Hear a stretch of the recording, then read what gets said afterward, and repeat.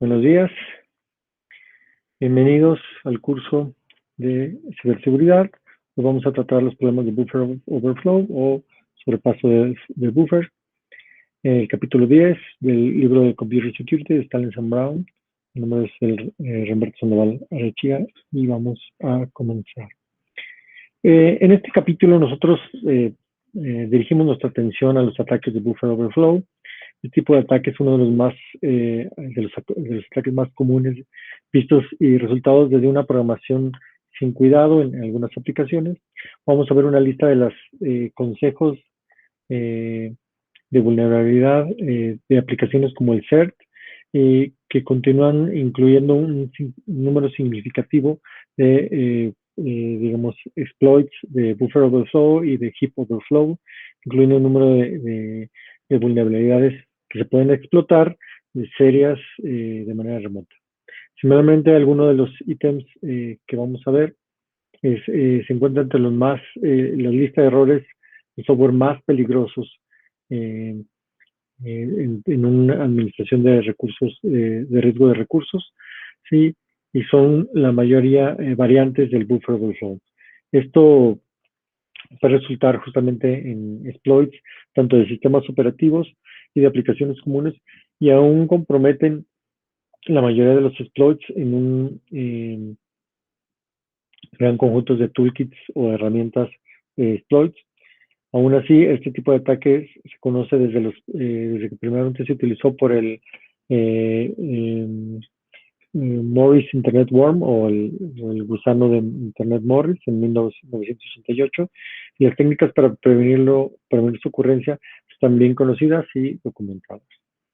Los objetivos del aprendizaje es, bueno, definir qué es un buffer overflow, ¿sí? Y la posible lista de consecuencias. Describir cómo funciona un buffer overflow basado en stack en detalle. Definir lo que es el shellcode y describir su uso en ataques de buffer overflow. El listado de defensas contra los ataques de buffer overflow y una lista de un intervalo o de otros tipos de ataques de buffer overflow. Ok, esta va a ser nuestra agenda.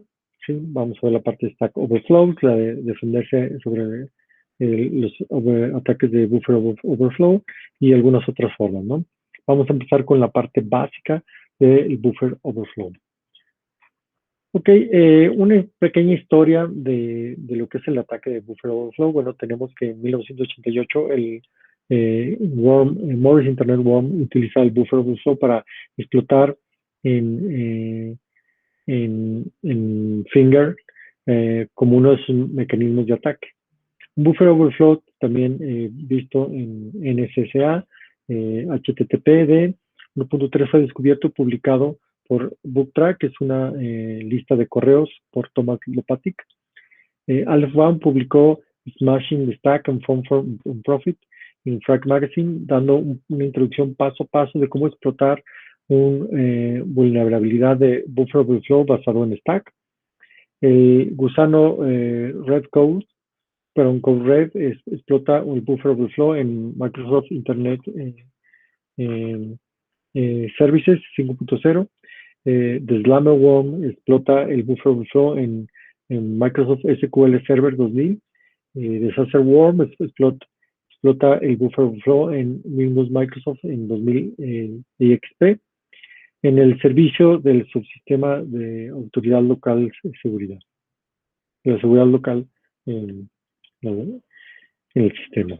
Ok, ¿qué es el buffer overflow? Bueno, el buffer overflow es un mecanismo de ataque muy común, realmente utilizado en el gusano Morris en 1968. Sabemos las técnicas de prevención, pero aún así es una preocupación importante, ya que tenemos código antiguo que todavía ha sido utilizado en algunos sistemas operativos, en algunas aplicaciones, y algunas técnicas o prácticas de programación que no toman cuidado de esto siguen siendo utilizadas por los programadores. Un buffer overflow también se conoce como recorrimiento o sobrepaso del buffer, ¿sí? O sobreescritura del buffer. Se define en un glosario como sigue. El buffer overrun es una condición de una interfase sobre la cual dice, más entrada se colocan más entradas en un buffer de los que de la capacidad asignada para mantener los datos. Es decir, o podemos sobreescribir otra información que esté ahí. Los atacantes explotan esta condición para tronar el sistema o tumbar el sistema, o para insertar código especialmente confeccionado para que les permita a ellos ganar control del sistema. Un buffer overflow puede ocurrir como el resultado de un error de programación cuando un proceso intenta almacenar datos más allá de sus límites para un buffer de tamaño fijo y consecuentemente sobrescribe ubicaciones de memoria que están adyacentes a ese buffer. Estas ubicaciones pueden tener variables de otros programas o parámetros o datos de control de flujo del programa, tales como las direcciones de retorno y apuntadores a los stack frames.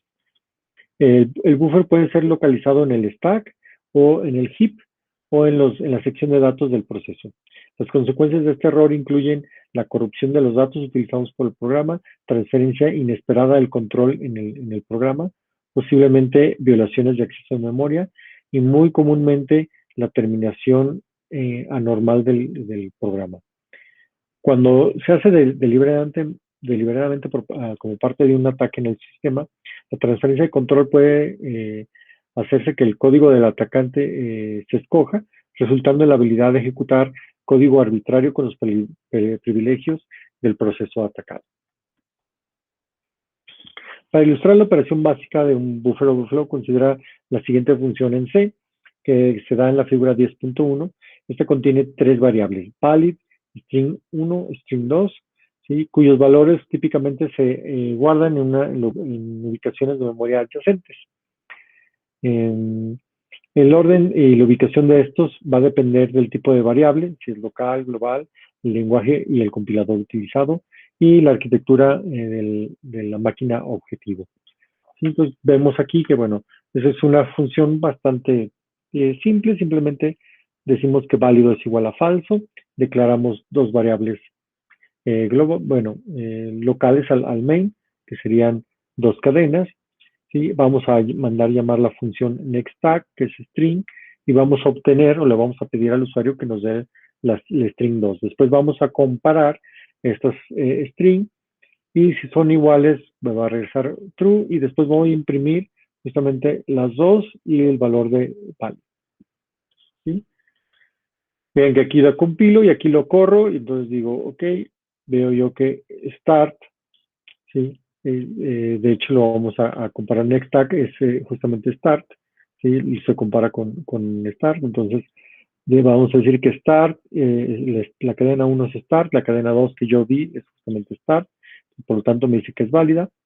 Pero aquí yo puedo poner una entrada, dice maligna, evil input value, ¿sí?, donde me queda en string value t-value, y el string 2 es evil input value.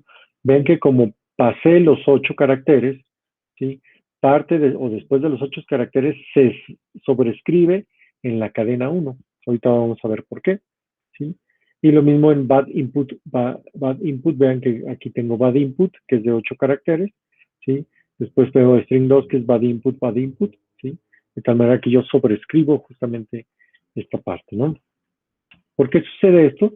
Bueno, recordar que yo, por ejemplo, puedo tener aquí la cadena 2 y aquí la cadena 1. Entonces, cuando yo pongo aquí bad input, realmente me estoy pasando de los 8 caracteres y estoy sobrescribiendo esta parte de la memoria, que es justamente la parte del buffer. Originalmente teníamos un start, ¿sí? Entonces, lo que yo pusiera aquí se comparaba con start.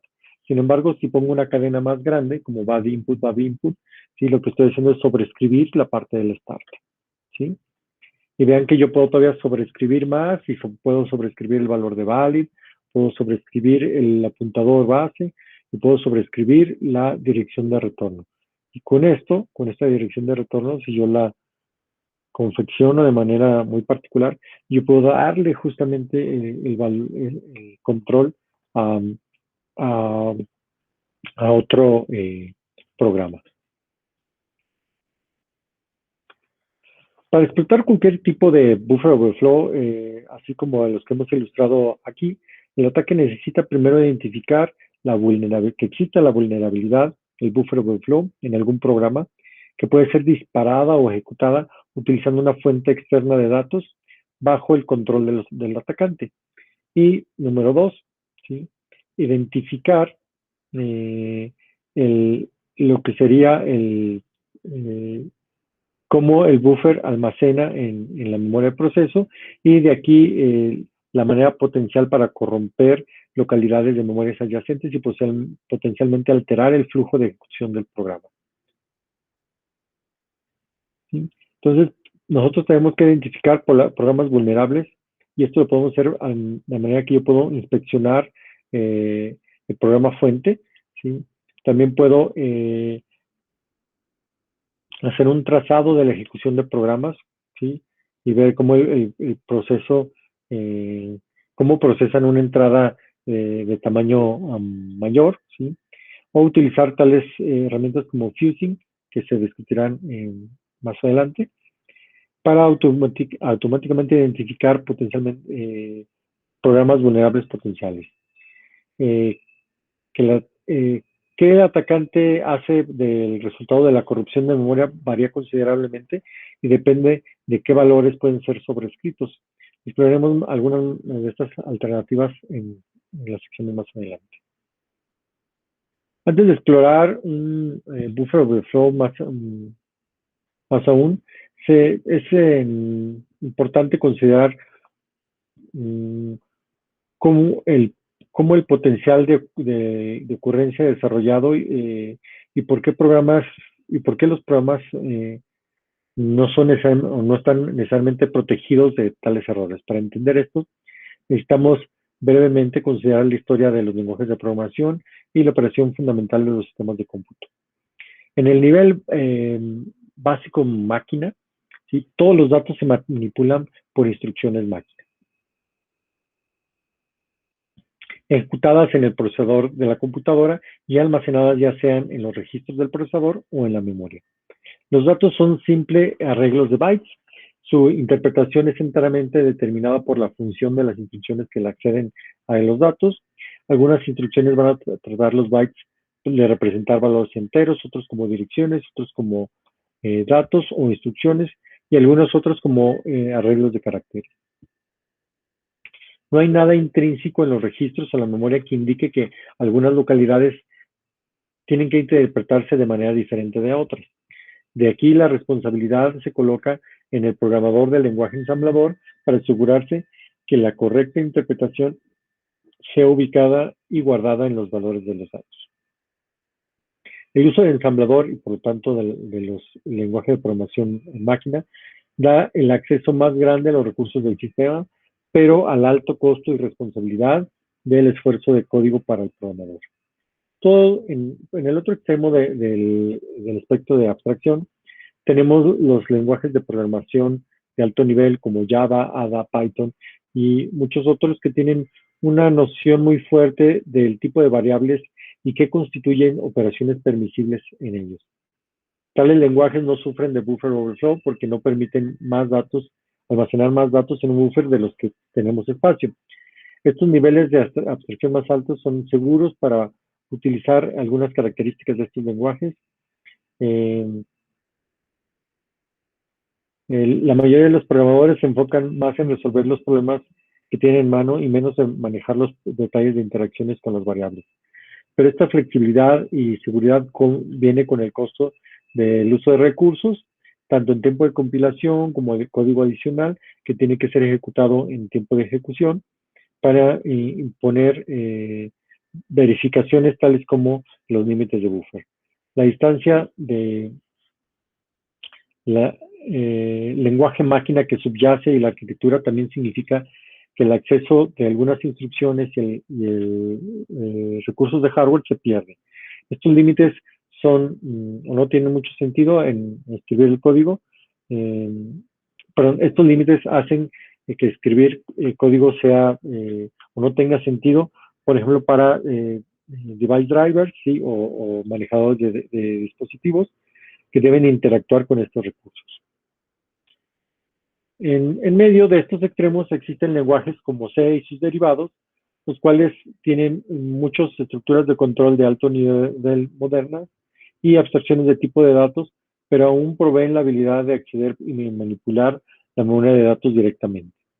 Los lenguajes de programación C fue diseñado por Dennis Ritchie en los laboratorios Bell en la década de los 70 y fue usado muy tempranamente para escribir el sistema operativo Unix y muchas aplicaciones que corren en él. Su éxito continuo fue debido a la habilidad de acceder a los recursos de bajo nivel de la máquina, mientras que tiene la expresividad de las estructuras de datos y el control de alto nivel. Y debido a que era muy fácil portar un amplio gama de arquitecturas de procesadores. Es importante notar que Unix fue uno de los sistemas operativos más antiguos, ¿sí? Escrito en lenguaje de alto nivel. Hasta entonces, y de hecho en muchos años después también, los sistemas operativos se escribían típicamente en lenguaje ensamblador, el cual limita a una arquitectura de un procesador específico. Desafortunadamente, la habilidad de acceder a los recursos de máquina de bajo nivel, ¿sí? Hacen que el lenguaje sea susceptible al el uso inapropiado del contenido de memoria. Esto se agravó con el hecho de que muchas de las funciones de bibliotecas comunes y ampliamente utilizadas, especialmente aquellas que se relacionan con la entrada y el procesamiento de cadenas, fallaron al momento de hacer verificaciones, o de hecho no hacían verificaciones del tamaño de los buffers que utilizaban. Debido a estas funciones que son comunes y ampliamente utilizadas, y debido a que Unix y sus sistemas operativos derivados como Linux están ampliamente usados, eso significa que existe un amplio código antiguo que utilizado en estas funciones que no son seguras, lo cual hace nos hace posiblemente vulnerables a buffer overflow. Y para regresar a esto, veremos ahora cómo nos podemos defender de estos ataques. Bien, pero vamos a empezar con la parte de defensas en tiempo de compilación. Pero vamos a seguir hablando ahorita de la parte de Stack Buffer Overflow. El Stack Buffer Overflow ocurre cuando el buffer que nosotros queremos atacar está localizado en el stack. Recordar que el stack es una parte de la memoria que funciona como una pila, ¿sí? Donde todo lo que podemos obtener inmediatamente es lo último que metimos. Usualmente se puede utilizar como una variable local en un marco del stack de una función. Esta forma de ataque se refiere al stack smashing, ¿sí? O rompimiento del stack. Los ataques de buffer overflow del stack han sido explotados desde que primeramente fueron vistos por el Morris Internet Worm en 1988. Estos exploits, la explotación o el uso de la explotación incluye un sobreflujo del buffer que no está verificado. Se resulta en el uso de la función tcgets en el demonio Finger. La publicación de Aleph One, es Elias Levy, de los detalles del ataque y cómo explotarlo, ¿sí? Incrementaron o aceleraron el uso de esta técnica, como se indicó anteriormente. El buffer overflow en el stack han sido ampliamente explotados como nuevas vulnerabilidades se han descubierto en software ampliamente desplegado. Para mejor entender cómo funciona el buffer overflow en el stack, nosotros tenemos que tener una pequeña introducción a los mecanismos utilizados por las funciones de programa que almacenan su estado local en cada llamada. Cuando una función llama a otra, casi al final necesita algún lugar para guardar la función perdón, la dirección de retorno de la llamada función que regresa el control cuando termina. Es decir, una vez que termino, tengo que regresarle el control a quien me mandó llamar. Después de esto, o aparte de esto, también necesita ubicaciones o localidades de memoria para guardar algunos parámetros que serán pasadas en la llamada de función y posiblemente valores de registros almacenados que deseamos que se continúen en uso cuando se regrese de la llamada de función. Todos estos datos están usualmente almacenados en el stack, en una estructura conocida como un stack frame. La función llamada también necesita ubicaciones para guardar sus variables locales, algo diferente de cada llamada, así que es posible que una función se llame a sí misma, ya sea directa o indirectamente. Esto se conoce como una llamada de función recursiva. En la mayoría de los lenguajes modernos, incluido C, las variables locales se almacenan en el stack frame de la función. Más aún, se necesita algunos medios para encadenar estos frames que estén juntos para que al momento que yo salga de una función yo pueda restaurar el stack frame de la función que le llamó antes de transferir el control a través de la dirección de retorno. Entonces, más o menos aquí tenemos lo que es el stack frame. Este es un proceso general de una función P llamando a otra función Q y funciona como sigue. La llamada de la función P primeramente pone los parámetros para la función llamada en el stack, típicamente en orden inverso de la declaración. ¿Sí? Vean que, bueno, es decir, esto va creciendo hacia abajo, entonces primero ponemos el return address, el all pointer, el parámetro 1, parámetro 2, ¿sí? Después se llama la función Q, entonces se pone otra vez el return address point, el all frame pointer, el local 1, local 2, ¿sí? Este sería justamente el stack pointer porque ya estaríamos acá. Ok, y una vez que se pone ya, estos serán los stack frames de cada uno de ellos, ¿sí? Y se ubican los espacios para las variables locales, ¿sí? Después, obviamente, conforme regresamos, sacamos o quitamos esta parte y regresamos el puntero justamente acá a esta parte, es decir, quitamos esta parte de la dirección de retorno en P para regresar justamente a donde nos hayamos quedado en P. Seguimos ejecutando hasta que terminamos y sacamos ahora sí los parámetros 1 y sacamos el return address para regresar. Entonces, bueno, obvio que si yo tengo, o esta es una de las variables que yo utilizo en mi stack frame, si yo eso lo utilizo como el buffer y hago un ataque de buffer overflow, pues puedo sobreescribir el return address, ¿sí? De tal manera que cuando termine mi función va a regresar a otra parte de la memoria donde yo puedo tener código malicioso. Entonces, una vez que ya tenemos ese background, ¿sí? Normalmente, bueno, aquí tenemos el bloque de control, ¿sí?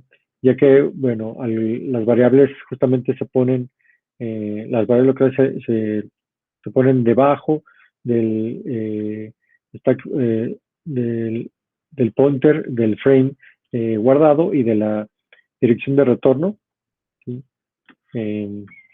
Vamos a verlo acá. ¿Sí? Es decir, aquí están debajo de ellas, este es el apuntador del anterior y la dirección de retorno, ¿no? Lo que comentábamos. Entonces, bueno, ya comenté, existe la posibilidad de que yo pueda sobreescribir, ¿sí? Sobre ellos, ¿sí? Y vamos a notar que las variables locales usualmente se le asignan un espacio en el stack frame, en el orden de la declaración, que crecen hacia abajo, en la memoria en el top del stack. Las optimizaciones de compilador pueden potencialmente cambiar esto de tal manera que la ubicación tiene que ser determinada por el programa de interés en específico.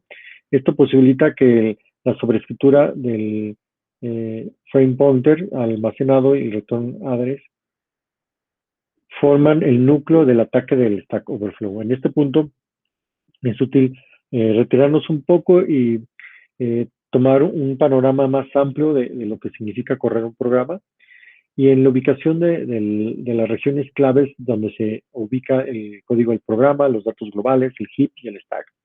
Recordar que el stack es justamente para las llamadas de las funciones y el heap es justamente las variables que vamos a estar utilizando en mi programa principal. ¿Sí? Entonces vean que aquí yo tengo una memoria que está ahí, digamos, sin uso. Aquí tengo mis datos globales y aquí tengo mi código de programa.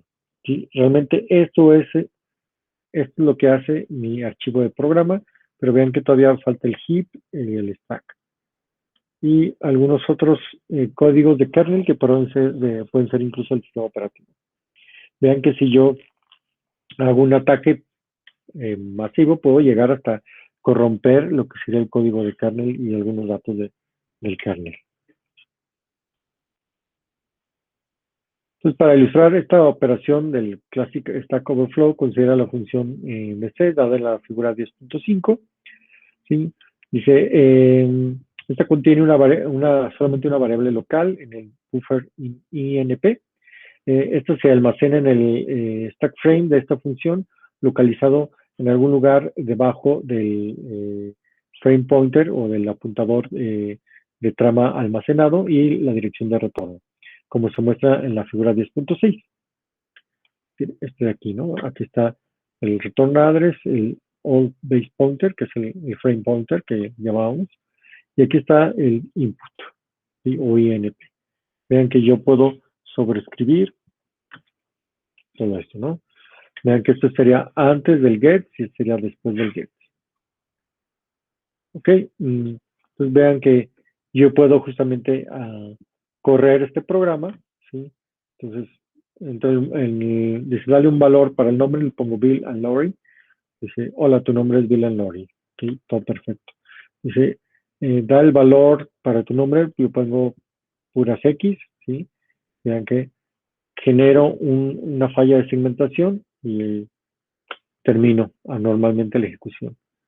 O puedo incluso ponerle esta de acá, decirle, ok, imprime toda esta parte de aquí en la parte del buffer cuando se te pida. Entonces se pone todo esto. Entonces vean que ahora, ¿sí? Sin querer, le estamos dando valores, ¿sí? Y generamos una falla de segmentación. ¿Sí? Todavía este avanzó un poquito más, ¿no?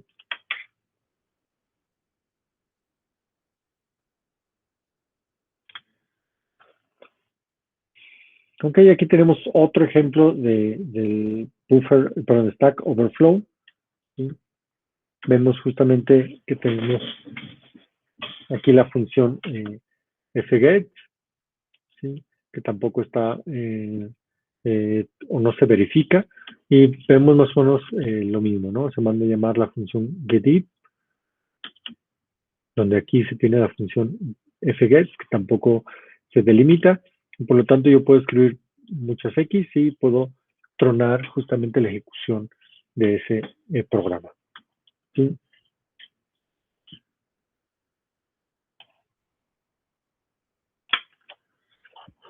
Ok, y estas son algunas funciones, ¿sí?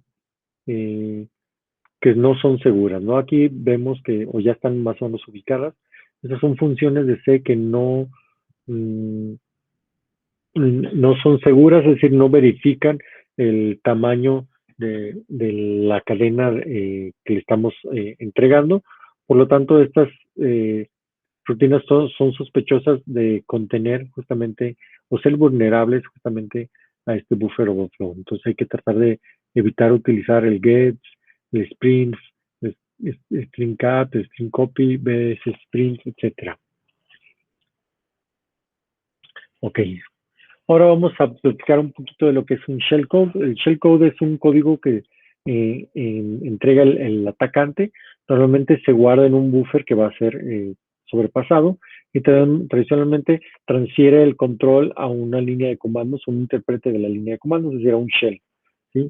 El código máquina especifica el procesador y el sistema operativo. Tradicionalmente necesitamos unas habilidades buenas en lenguaje ensamblador para crear el shellcode. Más recientemente, un número de sitios y herramientas desarrollan o han automatizado este proceso, por ejemplo, el proyecto Metasploit. Este provee información útil para la gente que quiere realizar ataques de penetración, desarrollo de firmas IDS y la investigación del exploit. Y aquí tenemos un ejemplo de un Unix shellcode. Pues vean que yo tengo, este sería el código en C, ¿sí? Y obtengo esto, ¿sí? Esto es justamente lo que yo quiero hacer, ¿sí? Es ejecutar esta parte de aquí, es decir, darme acceso al shell, ¿sí? Y lo que hago es pasarlo al lenguaje ensamblador, ¿sí? Y después de ensamblador los valores decimales, que es el código máquina. Ahora, este código yo lo puedo poner como una entrada a mi buffer. Entonces, si yo le pongo esto como una entrada al buffer, lo que voy a hacer es que voy a ejecutar este programa y voy a darle justamente el control al atacante. En este caso, le daría el control a mí mismo, ¿no? Entonces, bueno, para tratar de entender un poquito, vamos a platicar de algunas instrucciones básicas del lenguaje ensamblador, como la parte de move, que copia valores de un lado al otro, lea, que es copia las direcciones o carga de una dirección, origen a un destino, resta, perdón, suma, resta, ¿sí? Esta hace las operaciones AND, OR, XOR, esta compara valores, esta hace un brinco incondicional, son brincos condicionales, brincos si es cero, brincos si no es cero. Push pone los valores en el stack, pop saca valores del stack, cal manda a llamar una función, limpia el stack antes de dejar la función, red regresa de la función, int num es una interrupción de software, ¿sí? Para acceder a una función del sistema operativo, y el NOP es no haz nada. ¿Sí? Por otro lado, tenemos algunos registros en las arquitecturas x86 de Intel. Tenemos la de 8 bits, la parte baja sería AL, la parte alta AH, todo el completo de 16 sería AX y el de 32 se conoce como EAX. Si tenemos el A, B, C y D. También tenemos el base pointer, el instruction pointer, el source index y el stack pointer. Entonces, bueno, justamente aquí tenemos, ya una vez que tenemos todos los componentes, ya podemos ilustrar cómo se hace un tipo de ataque. Vean que aquí yo tengo un programa donde yo le pregunto, bueno, ¿quién eres? Es el NOPIX, ese es el tipo de sistema operativo. ¿Sí? Yo le quiero decir, ¿sabes qué? Pues dame el archivo shadow, y dice, ¿sabes qué? Tú no tienes permiso. Ok, entonces le digo, ok, vas a poner el ataque 1, ¿sí? Todo esto lo vas a poner y lo vas a mandar, ¿sí? Y le vas a poner print esto y print este de acá. Entonces, cuando corro, o sea, todo esto lo pongo en ataque 1, ¿sí? Entonces, cuando yo pongo ataque 1, que es toda esta cadena que yo puse aquí, ¿sí? Se la pongo al buffer 4. Vean que dame tu nombre, ¿sí?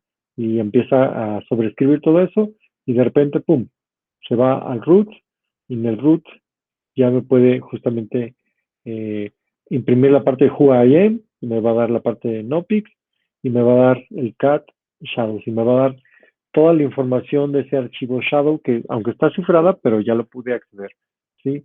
Vean que anteriormente, cuando vimos la parte de control de acceso, pues a través de ciertas flags o ciertas banderas decíamos si tenían, un usuario tenía acceso o no tenía acceso, ¿verdad? Aquí se digan, ganamos el acceso a través de ejecutar otro programa. Ok, tenemos algunas variantes del Stack Overflow, que es justamente, bueno, nosotros podemos atacar un programa que puede ser una utilidad del sistema que sea confiable, un demonio de servicio de red o un código de biblioteca comúnmente utilizado, ¿sí?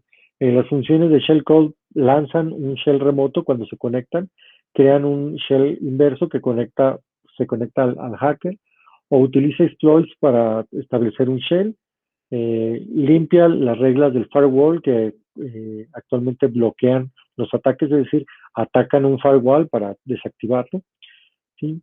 O entran en el chroot, que es una ejecución restringida, un ambiente de ejecución restringida, la cual me da acceso a todo el sistema. Ok, ¿cómo nos defendemos respecto a estos ataques? Bueno, primero vamos a empezar con las defensas en tiempo de compilación, pero bueno, tenemos dos defensas amplias, la parte de compilación, la parte de ejecución. En la parte de compilación se enfocan en fortalecer los programas para que resistan ataques en nuevos programas, y en la parte de ejecución se enfocan en detectar y abortar los ataques en programas existentes. Ok, las defensas en tiempo de compilación normalmente están enfocadas en los lenguajes de programación que utilizan un lenguaje moderno de alto nivel, que no son vulnerables a ataques de buffer overflow, y el compilador fuerza que las verificaciones de los intervalos y las operaciones permisibles en esas variables. Las desventajas es que se genera código adicional que tiene que ser ejecutado en tiempo de ejecución para imponer estas verificaciones. La flexibilidad y seguridad viene al costo del uso de los recursos, y la distancia desde el lenguaje máquina que subyace y la arquitectura significa que el acceso a algunas instrucciones y recursos de hardware se pierde. Esto limita su uso para escribir código, como los drivers de dispositivos o manejadores de dispositivos que deben de interactuar con tales recursos. Entonces vean que también si yo quisiera atacar, me puedo enfocar justamente en estos drivers, ¿no? Las técnicas de codificación segura, ¿sí? Son las siguientes, ¿no? Los diseñadores de C han colocado mucho énfasis en la eficiencia espacial y las consideraciones de performance o desarrollo, más que las de seguridad. Los programadores suponen que se ejercitará esta parte debido a tomar cuidado en el momento de escribir el código. Los programadores necesitan inspeccionar el código y reescribir cualquier codificación que no se asegura. Un ejemplo de esto es el proyecto OpenBSD, ¿sí? Que es libre, pero está muy enfocado a tratar de eliminar o utilizar las técnicas de codificación segura. Los programadores han auditado código base existente, incluyendo sistema operativo, librerías estándares y utilidades comunes. Esto ha resultado que es ampliamente visto como el sistema operativo más seguro de uso masivo. Aquí vemos algunos ejemplos del uso de código no seguro, ¿sí? Por ejemplo, esta parte de copiar, ¿sí? El buffer, justamente, que es el char to into post, char from in claim. ¿Sí? Vean que aquí estoy haciendo una copia de post de to a from, ¿sí? Y aquí, bueno, voy a hacer la lectura de la longitud del dato binario. Y aquí se leen justamente la longitud de los bytes y los datos binarios en FRIL, ¿sí? Aquí voy a leer de un archivo un pedazo, ¿no? Yo puedo estar leyendo, pero vean que, pues otra vez, cuando yo la esté comparando acá, ¿sí? Al momento que yo puedo poner o atacar la parte de la longitud, y en ese momento puedo justamente hacer mucho más grande la copia de los datos, ¿no? Y lo otro es que también estoy regresando a la parte de la posición, lo cual yo puedo tratar de romper, ¿sí? O yo lograr que esta pose se coloque en otra posición mucho más grande, y al momento que yo regrese esa información, pues puedo también captar esa ubicación de memoria. Las defensas en tipo de compilación se pueden también definir como extensiones del lenguaje o bibliotecas seguras. Manejar la memoria asignada dinámicamente es más problemático debido a que la información de tamaño no está disponible en tiempo de compilación, lo cual requiere una extensión del uso de las rutinas de la biblioteca. Los programas y bibliotecas necesitan ser recompilados. Es muy probable que tengan problemas con aplicaciones de terceros. Y hay una preocupación con C en el uso de rutinas de bibliotecas estándares no seguras. Un enfoque ha sido reemplazar estas con variantes seguras. LibSafe es un ejemplo, es una biblioteca que está implementada como una biblioteca dinámica arreglada para cargar antes de las bibliotecas estándares existentes. Otro puede ser también la parte de protección del stack. Esta parte de protección del stack agrega una función de entrada y salida en el código para verificar el stack, para verificar por signos de corrupción. ¿Sí? Utiliza valores aleatorios. Los valores necesitan ser no predecibles, tal que puede ser diferente en diferentes sistemas. Stack Shell y tenemos el defensor de la dirección de retorno. Son extensiones del compilador de GCC que incluyen funciones adicionales para el código de entrada y salida. Una entrada de función escribe una copia de la dirección de retorno en una región segura de memoria. La función sale, el código de salida de la función verifica esa dirección de retorno del stack frame contra la versión guardada. Si está cambiada, se aborta el programa. Es decir, se rompe antes de darle acceso al atacante. Ok, ahora vamos a hablar de las defensas en tiempo de ejecución. Y una de ellas es la protección del espacio de direcciones ejecutables. Aquí utilizamos una memoria virtual para soportar algunas regiones de memoria no ejecutable. Requiere el soporte de una unidad de manejo de memoria, una MMU.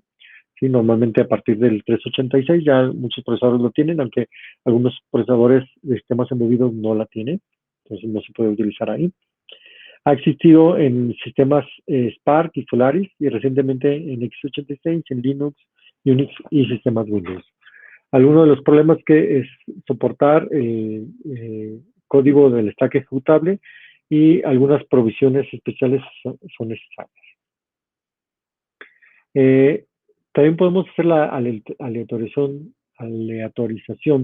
del espacio de direcciones, es decir, manipular las ubicaciones donde se guardan las estructuras de datos claves, como el stack, el heap y los datos globales, utilizando corrimientos aleatorios para cada proceso. Así que el intervalo de direcciones amplio en los sistemas modernos significa a lo mejor desperdiciar algo que no tiene tiene un impacto negligible, y la localización aleatorizada de los buffers de heap y la localización aleatoria de las funciones de la librería estándar.